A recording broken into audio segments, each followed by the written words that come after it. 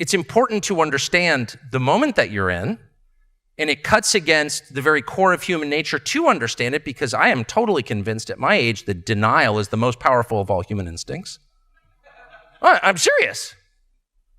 I mean, honestly, I was 22 years ago, next month, I was in a plane that crashed, amazingly, in the Middle East, flying from Peshawar, Pakistan. The Khyber Pass was right after 9/11. I was going over to cover the Taliban, and something happened in the cargo hold, and we went down in a sand dune in Dubai. Obviously, I survived, but it was a Pakistan International Airways flight, and the thing that changed my life about that experience was something happened horrible to the plane. Like, there was an explosion in the cargo hold, some debate about what it was, but it happened, and the plane starts dropping, and the wing appears to detach, the right wing, and the plane is like struggling for altitude and going up, gunning the engines and sideways. It's like 3 a.m. over the Arabian Sea. People are freaking out on the plane. Every person on that plane thought we're gonna die, very much including me. I had 3 little kids. I was half drunk, which makes it worse.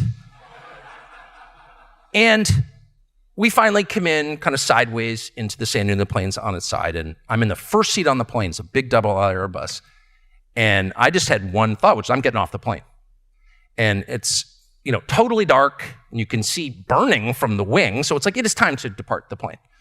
So I hop up, and this male flight attendant stands right in front of me and goes, "Sit down, everything is fine, everything is fine."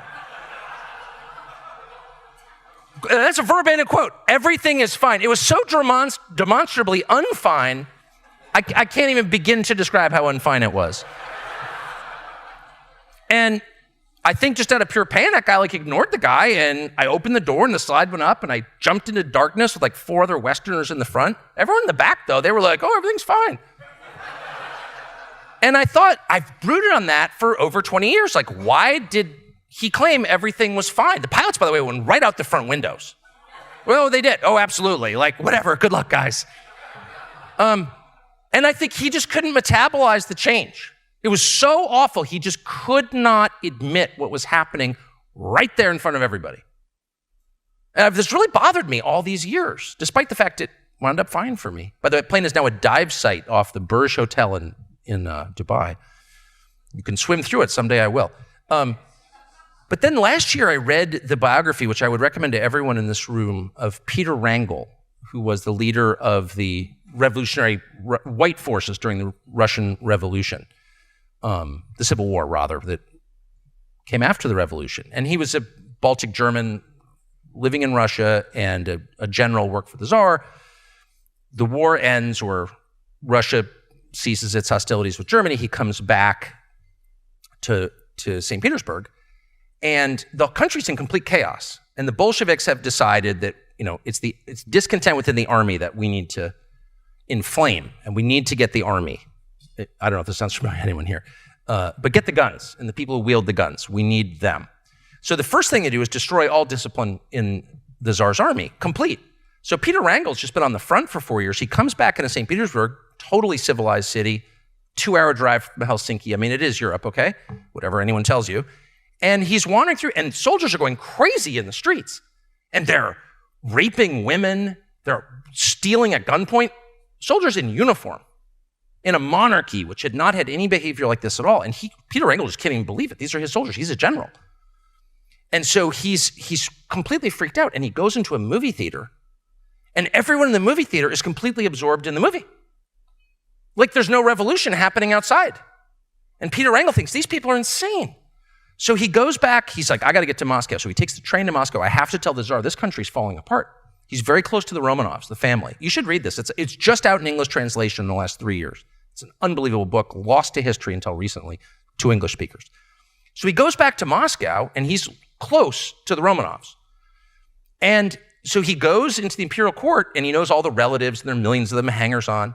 And he notices about 80% of the women in the Romanov family are wearing red ribbons in solidarity with the Bolsheviks, who wound up, of course we know how it ends, murdering them in the basement at dawn.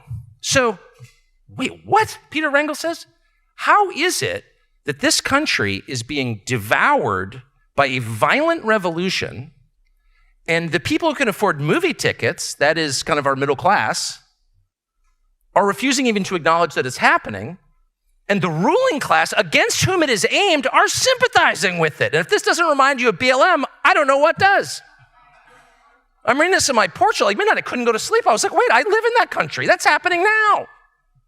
This is a revolution. Its aim is to hurt you. Yes, that would include physically in the end. Sorry. If someone tells you you're not allowed to speak, if someone tells you your children are not your children, okay, these are not ideological differences. This is not, I prefer, this capital gains rate. These are totalitarian measures that treat you as non-human. Human beings, free citizens, get to say what they think. Slaves must be quiet. That's the distinction. So all this it's in the First Amendment. No. Yeah, it precedes the First Amendment. As our founding documents make clear, these are natural rights that distinguish the citizen from the slave, the human from the subhuman. We can't consider slaves fully human or we wouldn't enslave them. So anyone treating you as a slave considers you less than human. People don't pause to consider the implications of this. If someone says to you, I have a right to make your children hate you, or to say weird, creepy sex stuff to your kids, what's a valid response to that? I'm calling for applying natural law to American life. And if you refuse to do that, what happens? Well, we're watching what happens. They become increasingly aggressive. The aims are exactly like the means, totalitarian. Period. This is not a debate. They don't want a debate. They've said that explicitly, they don't want a debate. So I really think that we should begin to see this for what it is, which is a very big deal on which all depends, not just our republic, but like your family. And I'm not calling for stockpiling ammo, though. I mean, no one ever went broke doing that, I can say. Maybe some have, but they'll get it back in the end. It's a good investment. What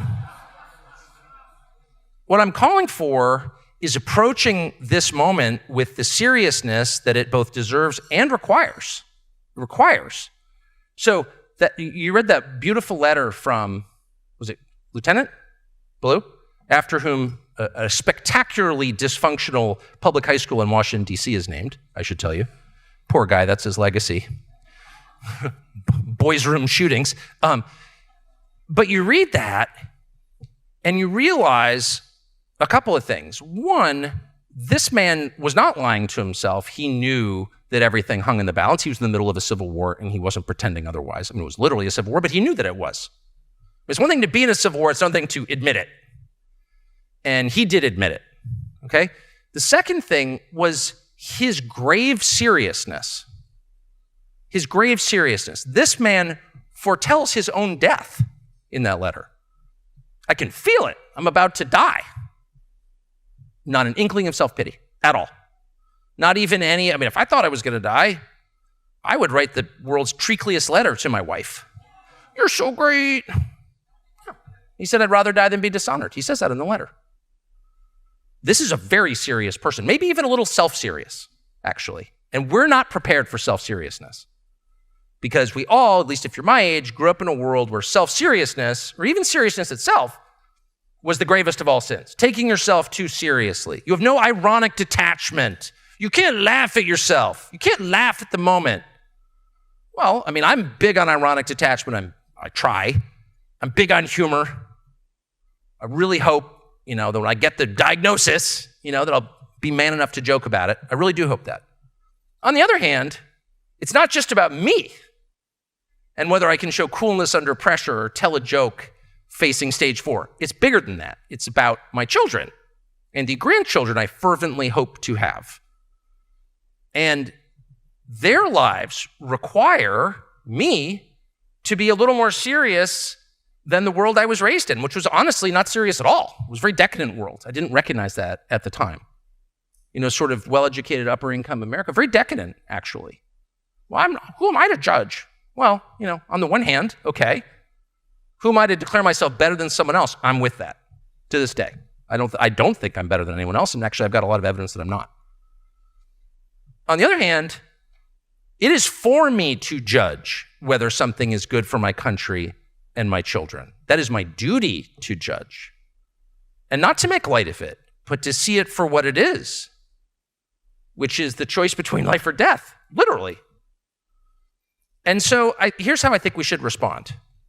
First, by taking stock of ourselves. I mean, are we actually living lives that prepare us for whatever is coming next? Young hear people say the news is full of lies. In Kennedy's motorcade. 239 people. Jail cell death of Jeffrey Epstein.